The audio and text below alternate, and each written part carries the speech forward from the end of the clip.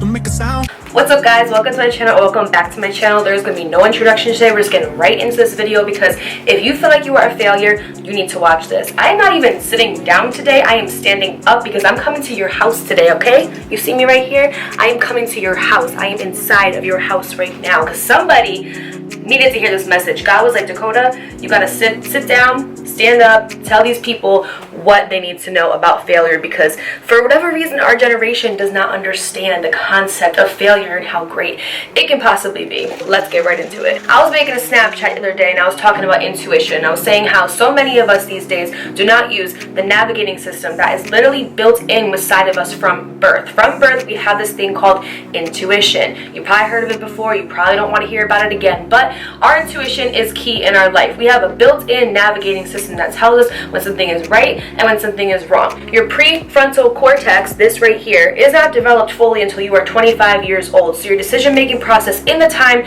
sometimes is not always valid, but your intuition is never wrong. 9 times out of 10, when your intuition tells you, don't be with this person, don't get in this relationship, don't go to that school, don't go to that job, it's usually right. And then we look back and we think, why did I not listen to myself back then? Well, it's because we're afraid to fail. So many of us go against our intuition for the sole purpose of us failing, because God forbid our ego takes a strike, or God forbid we actually have to look back and think of a time where we made a mistake, or God forbid we disappoint our parents, our friends, our family. What we don't realize is some of life's greatest outcomes specifically come from failure. There's this quote that I read the other day and it was saying how do not go to people for advice when they do not have to live with the outcome. Of course it's easy for someone to say to you, hey, you need to be practical and stay in that job that you hate, because they don't have to live with the miserability of it every day. You do. Of course it's easy for someone to say to not follow your dreams because they're knees deep in a career that they cannot stand, and they actually regret not following their dreams in their 20s, 30s, or 40s. And because of that, they're projecting that inner disappointment onto you because they didn't take the chance to follow their dreams. They don't want to see you happy and you prosper and you follow yours. People make you feel like absolute shit for failing because they want to seem like everything in their life is perfectly fine, or they never stepped out of their own comfort zone or their own inner bubble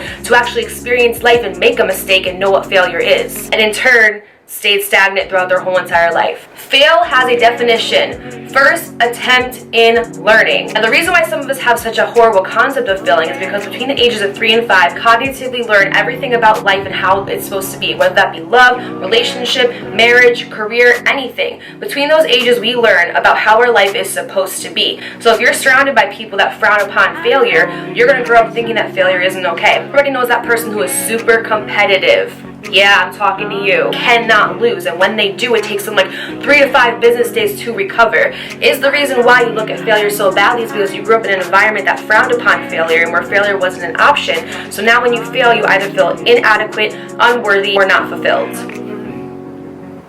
Oh wait, it makes you feel less than or not worthy of success because you grew up in an environment that frowned upon failure so freaking much that now every single time you fail, you think that you're taking 10 steps back, when all actuality, God is trying to teach you a lesson in order to take you 10 steps further, because you need the lesson within that failure in order to persevere and live the life that you need to be living and fulfilled in. With failure comes lessons, with lessons come blessings, and with blessings come challenges. And guess what? With challenges come even more failure, because with every single level that you rise up on and every single level that you may reach comes challenges. With each lesson that we learn from mistakes and failure, make you become more resilient to it. No one's immune to adversity, no one's immune to tragedy, no one is immune to failure. Absolutely nobody is immune from suffering. But there's 2 types of people: the ones who complain, which if you're watching this video, maybe that's you, and the ones that become resilient and learn to build up their adversity to failure. Just like an immune system, if you sit there and you eat all of the healthy foods, you take all the vitamins, you drink your water, you try to make sure you wash your hands,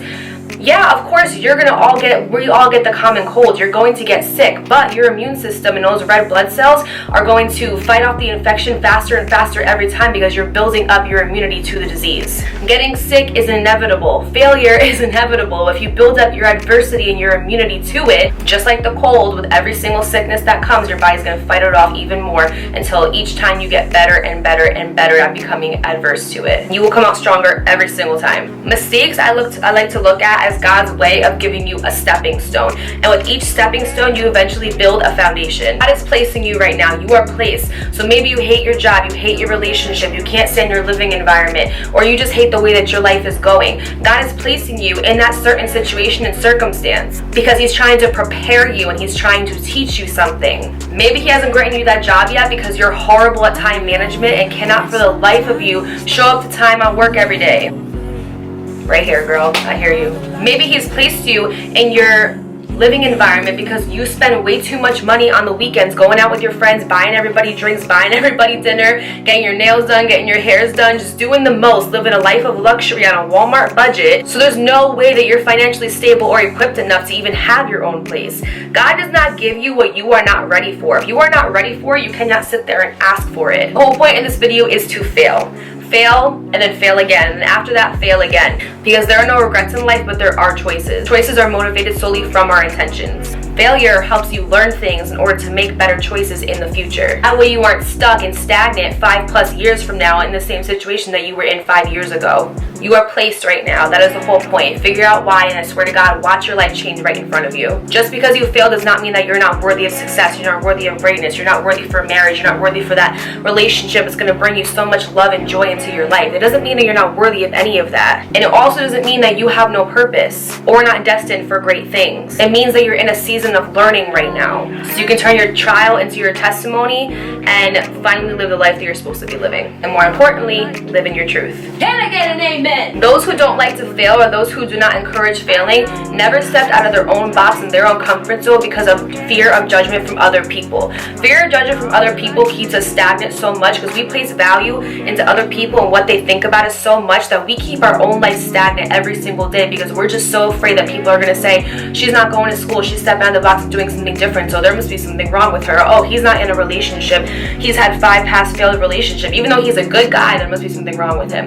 Or, oh, she just failed out of that job, or she just got a divorce, or she just whatever, X, Y, and Z. There must be something wrong with her. No, there's nothing wrong with you. When you fail or when you make a mistake, you learn, and therefore you're able to carry those lessons into the next relationship, the next job, the next marriage, the next situation that you were in. And when you see those red flags coming, or when you see signs from your past situations, you then know what to do. If you've never gotten cheated on, you don't know the signs. You can watch every single video that you want on YouTube. If you don't know the signs yourself for being cheated on, you're not going to know when somebody's doing it to you. But I bet you that first time that you get cheated on, every single relationship you're in from there on out, you're going to know the signs, the red flags, the mannerisms, the habits, all of those things, the patterns, and then you're going to learn that when that situation is no longer serving you, you're going to learn to leave and be in a situation that serves you even better. But you don't know that unless you failed in a past relationship. God's trying to give you the tools, equip you with lessons and experience, okay? Because at the end of the day, you can read all the books you want, you can watch all the videos you want, you can talk to everybody, get advice from people. Even though they don't have to deal with the outcome of your situation, they will tell you something. But until you've experienced life and lived a lot of lives, you're not going to know what to do when failure comes. That's why we fail, is to learn what to do throughout our lives and to kind of give us like a navigating system, and like I said, give us a stepping stone so then later on we can build a foundation with everything that we've learned from our life, everything that we've learned from every bad relationship, failed marriage, failed courses in college, like failed jobs, like all of these things. You guys have to understand that failure is not the enemy. People want you to think it's the enemy because they're scared to fail, so they want to make you scared to fail and project their insecurities and their fears onto you. We're not doing that in 2019. It's not happening anymore, okay? Failure is essential in life.